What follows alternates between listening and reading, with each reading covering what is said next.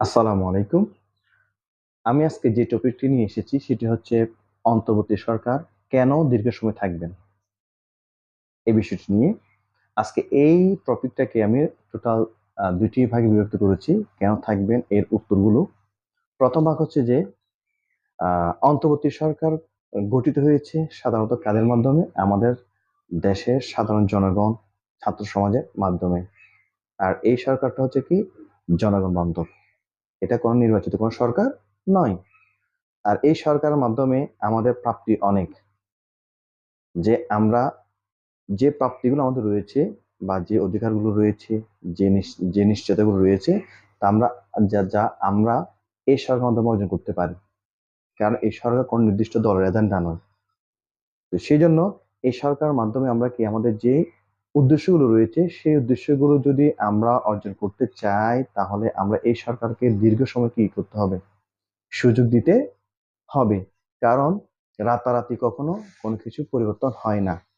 ইতিমধ্যে আমাদের জনগণের মধ্যে একটা বিরূপ দৃষ্টিভঙ্গির সৃষ্টি হয়েছে, যেটি বিশেষ করে যারা রাজনৈতিক দল রয়েছে এবং পাশাপাশি যারা বিরোধী দল রয়েছে, তারা একটা বিষয় সবার সামনে তুলে ধরার চেষ্টা করছেন যে কি বর্তমান দেশের পরিস্থিতি চরম পর্যায়ে। কেন?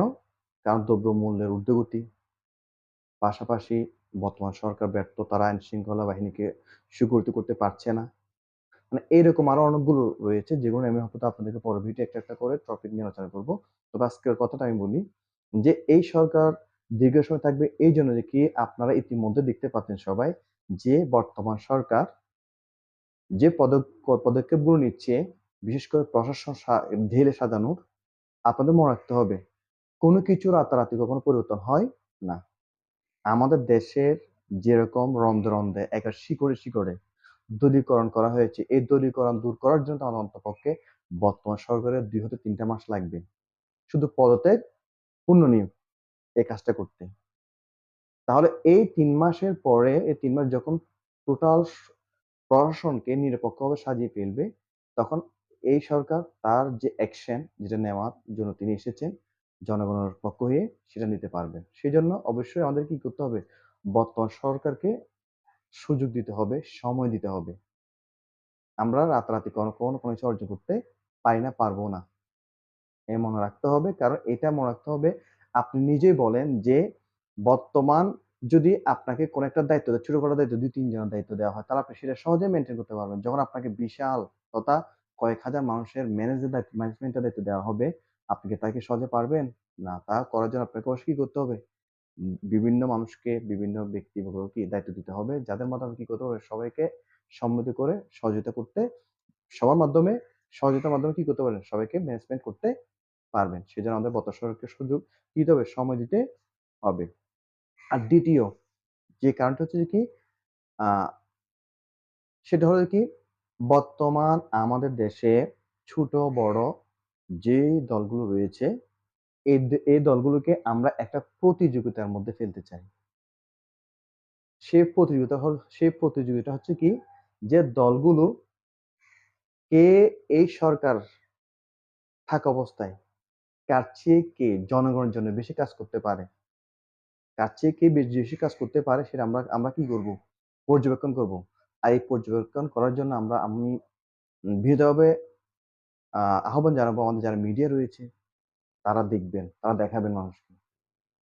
আসলে কারা দেশের মানুষের জন্য কাজ করবেন তাদেরকে দেখাতে হবে।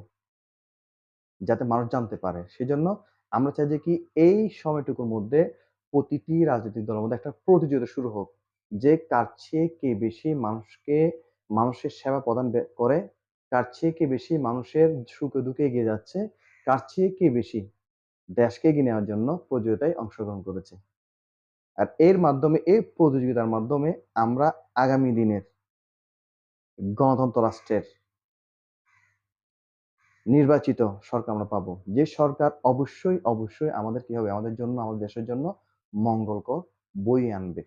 তো সেজন্য অবশ্যই এই সময়টুকু দীর্ঘ সময় যে আমরা বর্তমান অন্তর্বর্তী সরকারকে দিয়ে থাকি, তাহলে তার মাধ্যমে আমাদের ২ টা কাজ হবে। ১ম যেটা বললাম যে দেশের প্রশাসন সুগঠিত করে যে আ অপরাধগুলো হয়েছে সেগুলো সুষ্ঠু নিরপেক্ষ বিচার করতে পারবেন।